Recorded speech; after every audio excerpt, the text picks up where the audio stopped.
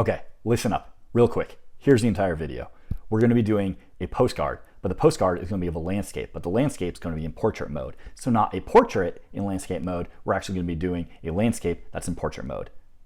Is that confusing? That sounds confusing. We'll figure it out.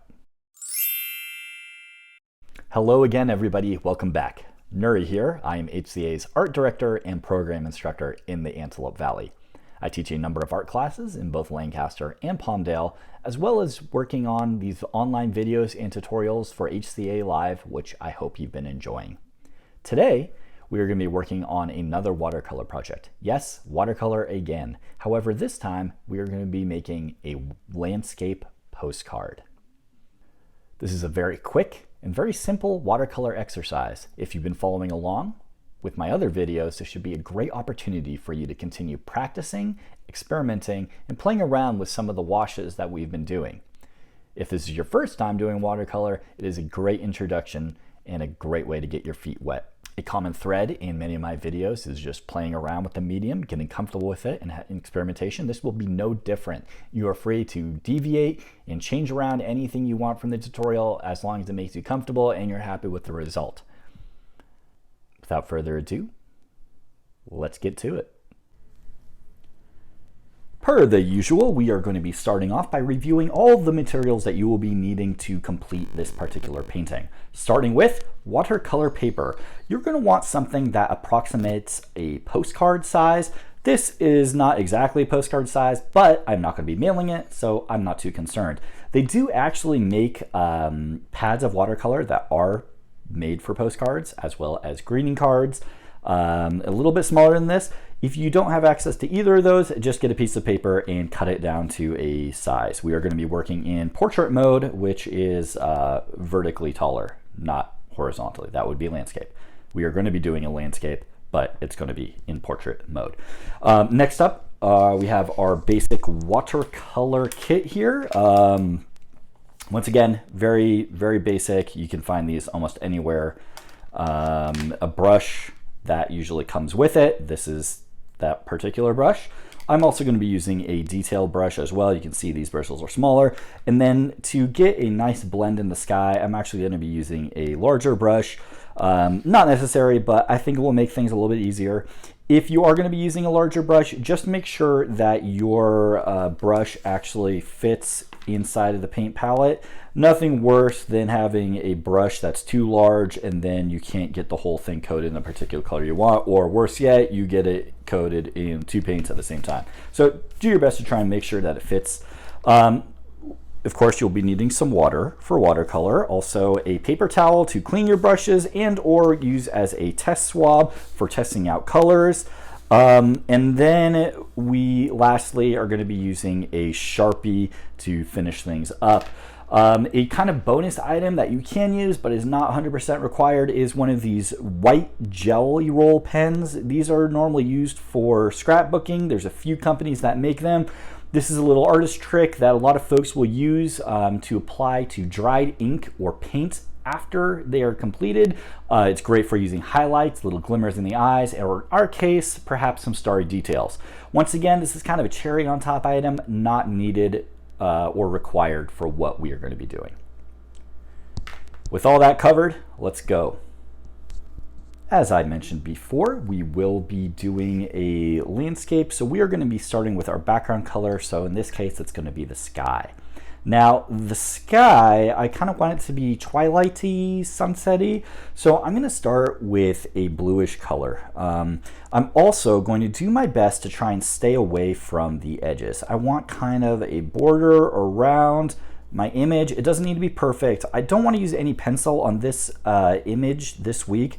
We've been kind of sketching out our images in pencil first, and I kind of just want to give folks the experience of diving right in. I think most people who try this will be pleasantly surprised what they can accomplish without having kind of the crutch of a pencil or pencil marks on their watercolor when they're done. So what I've done is kind of applied this blue color to the top of my painting. I want to get a little bit closer over here. There we go. And it doesn't need to be perfect. That's kind of going to be the charm. If you want perfectly straight edges, you can pencil out some guidelines for yourself. Use a ruler if that's your thing. If not, just go ahead and do the best that you can.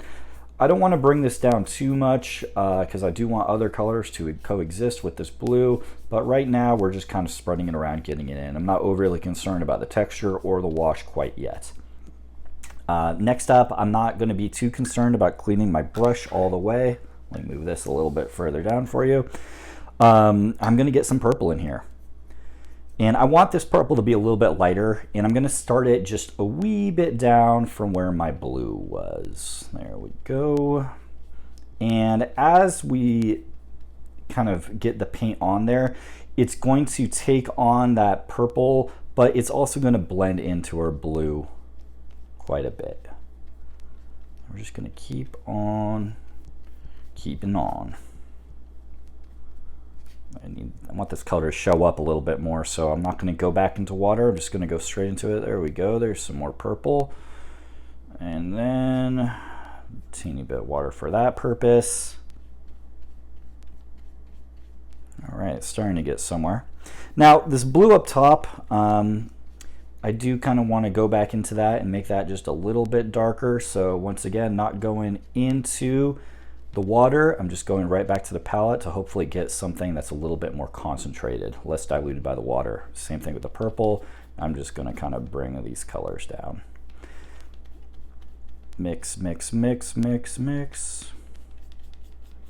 I'm going to continue doing this while gradually getting lighter colors as we go towards the bottom. So I'm going to go with a little bit of red here. I don't have in this, I would normally go with a pink. I don't have a pink in this palette, so what I'm going to do is just get a really light wash of red, and hopefully when that blends together, we'll get something approximating a pink color.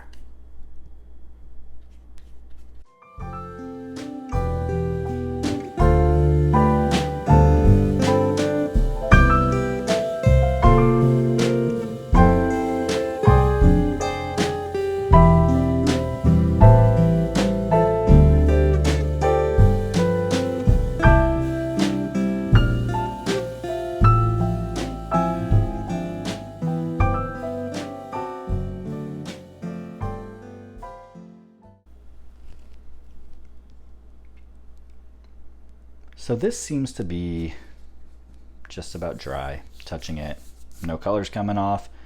We are ready to proceed. Now, for the last part, if you were watching through the time lapse,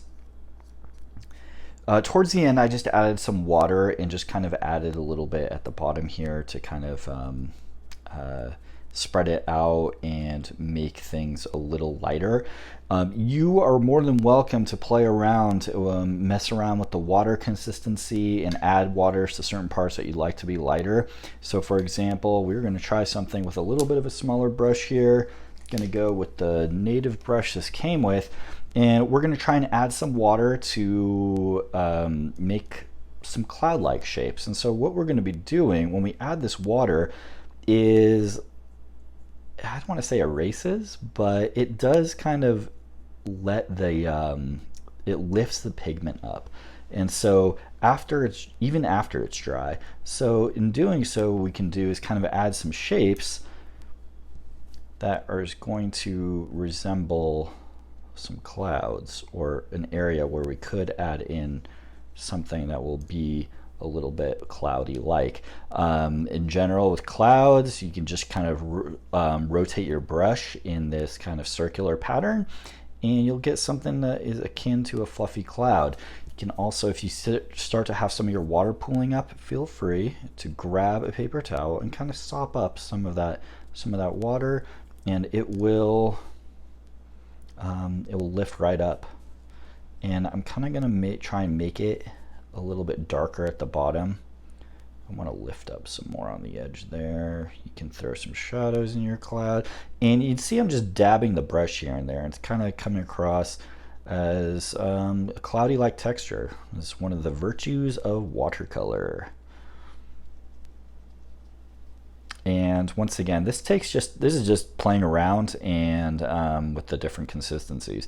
If you come up with something that you're not crazy about, feel free, once again, grab a little scrap of napkin, paper towel, a cloth, a rag, anything you got handy, and just kind of sop it up. But I will say that that does do a pretty good job of removing the pigment, so be aware that it might lift more than you were kind of hoping for there. Oh, I totally went to the wrong color. Don't want any color. We're just doing this with water. There's no pigment here. This is all just removing some of what we already have. Just going to do a little bit more here so you can kind of drive the point home.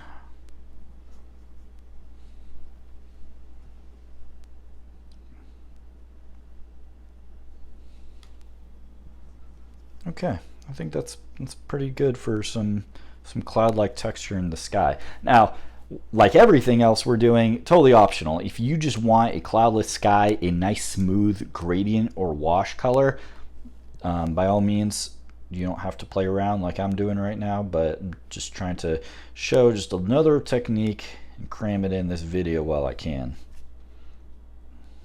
Okay. Looking pretty good so far. Lighten it up a little there.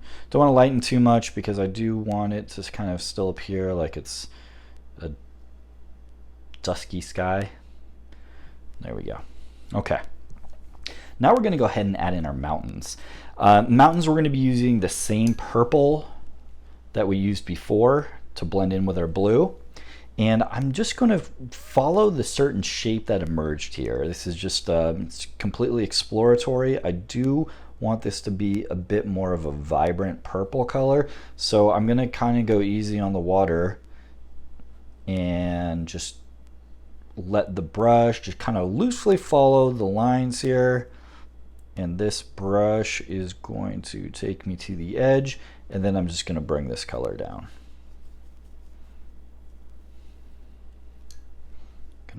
Want some more vibrancy, so I'm gonna get some more color and then continue to fill this area in. We're gonna go all purple on this, and then I'm going to bring it down. One of the important things about the mountain here is that you want to keep the edge of it as crisp as possible.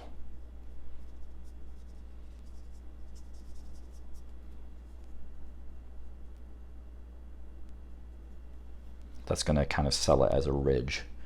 And for the rest of it, I'm going to get a little bit water, and I want it to lighten as we go down.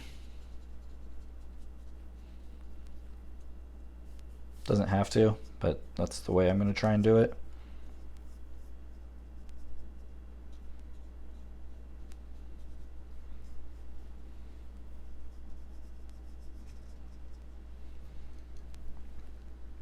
And now I'm actually, while this is still wet, you can wait till it's dry if you're more comfortable with that, but I'm going to add a little bit of a darker side to each of these kind of ridges where we meet a top part of this little, the ridge that we made.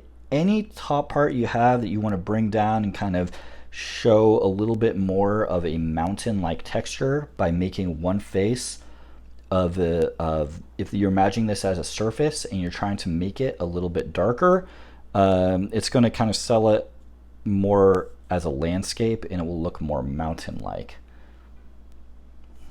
So what we're going to do here is just in a few areas add in a little bit of this darker color, and while it's going to blend in.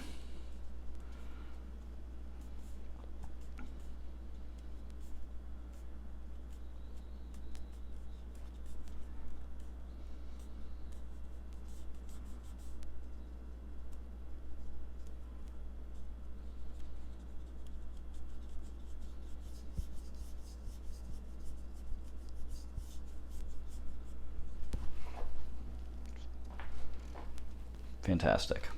All right, now we're just going to wait for that to dry up a little bit.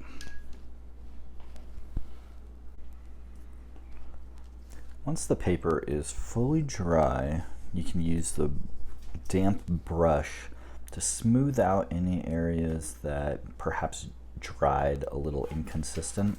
So I want to lift up the light that's right above the mountain ridge just a little bit more so it doesn't follow the ridge to a T. And so to do that, I am just going to go ahead and add some more water to blend and smooth this out.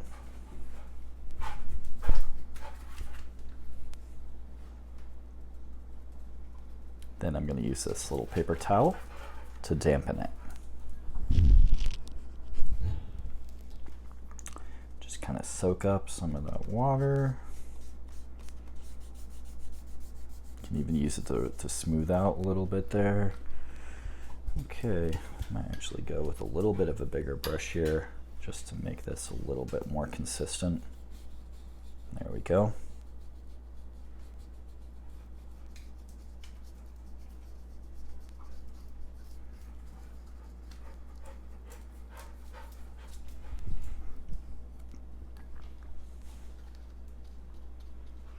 And just blend that out a little bit.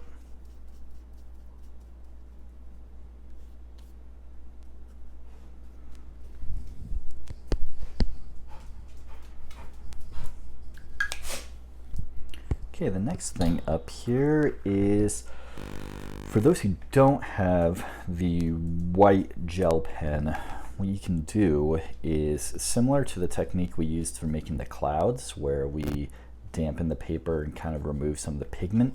We can do the same thing in any areas where you'd want to add any star details. So just take a smaller brush or form the point of your whatever brush you're using, and then you can use that to lift up some of the pigment here.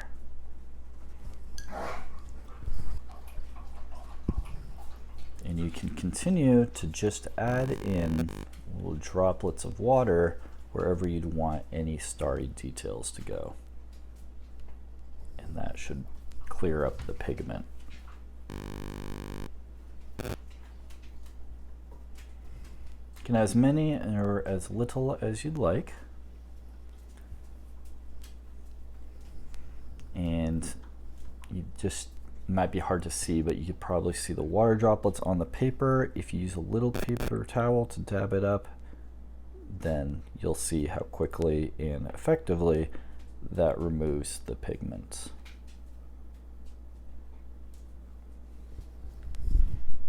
There we go. Okay, while that's drying, these little star details, I can take the opportunity of these dry mountains and add a little bit more definition there. So with my small detail brush, I'm going to go in with a minimal amount of water over my palette here. And I'm just going to add a little bit more of darker detail and kind of make this a bit more defined. I don't want to cover completely, but I like the stark contrast between one ridge of the mountain and another. So I'm going to try and play that up in certain areas just to give it a little bit more depth.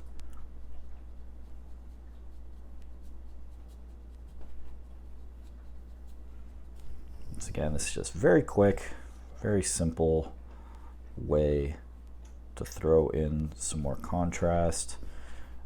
These shapes, I'm roughly basing them just off of the shape of the ridge of the mountain, the mountains themselves, and it's kind of just an organic way of approaching. If it's easier for you to find a reference photo of some hills or mountains, by all means use that. I also want to make sure that I get some of this darker detail going the other way. If you'll notice, I usually start in, I'm kind of having them lean in this 45-degree angle. I want some to cut in the other way so it just doesn't look like a bunch of, so they're not too regular, basically. And there we go, adding in. I'm also going to add some more darkness at the bottom to kind of lift up the viewer's eyes as they see the rest of these things.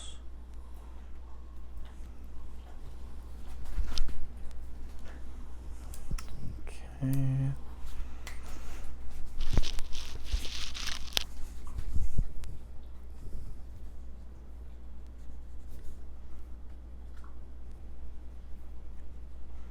Just adding some more mountainous details here. Feel free to also play around with the texture as well. It doesn't have to be so smooth. You can experiment with adding in some more water and kind of washing it out a little bit. getting smaller details in there, make it look a little bit more rocky. And I'm just going to make it darker in the corners to sort of frame it up a little bit.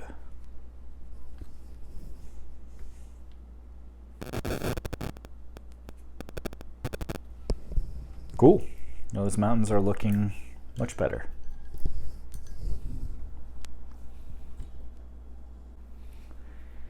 And before we go into our final details with the Sharpie, I do want to take the opportunity to clean up my clouds a little bit. They're looking okay, but a little bit too washy, almost like they bled into a little bit. So I want to remove some of the pigment, especially towards the front end of some of these clouds, the narrow part that tapers off. There we go. And that's going to make it look just a little bit more, give us a little bit more contrast between the light and the dark. So this is a great technique to remember. I discovered this, or actually use it a lot when I'm teaching some of my younger students in class. We do a lot of watercolor, and most of it's just playing around, but every once in a while we'll get somebody who has done something that they really, really fall in love with, and then they want to find out a way if they make a mistake or how they can alter something. And I just let them know that the pigment is pretty, you can change it after it's on there. So that's just further, I guess just further incentive to play around, and don't be too concerned about messing up, or don't get too attached to anything that you do, because as I always say, it's just all about experimentation and playing around. You kind of learn a lot of these tips by messing up, and then finding out ways to troubleshoot, which is one of the best ways to learn, because oftentimes that's the best pathway to innovation, and figuring out something new is through having to do so by fixing a problem. Okay, so this is pretty much dried up. Now what we're going to do is add in our final detail, which is just going to be a silhouette of a Joshua tree in the foreground here. So Joshua tree, I'm going to start just by making these kind of forms. I'm going to have a trunk just like any other tree would have, but then these branches, they get a little bit curly. I'm not going to worry too much about a lot of the other the spikes that come off of this particular type of yucca, but I just want to kind of come up with a shape that looks a little bit Joshua tree like. There we have it. And I'm just going to go ahead and fill that in with my Sharpie now.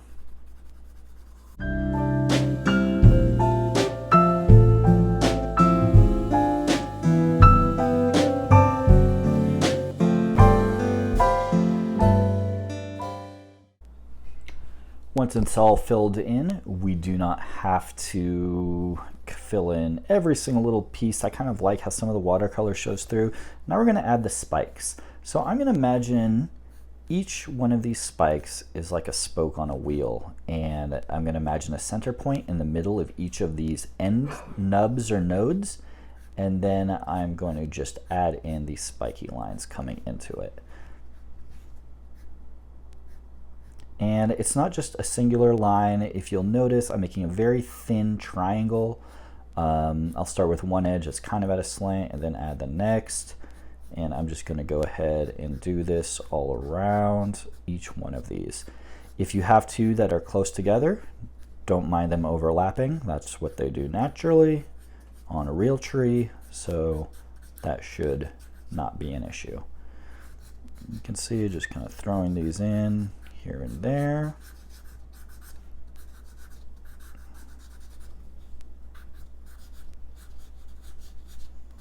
You could spend more time on these. I am just rendering this quick and simple.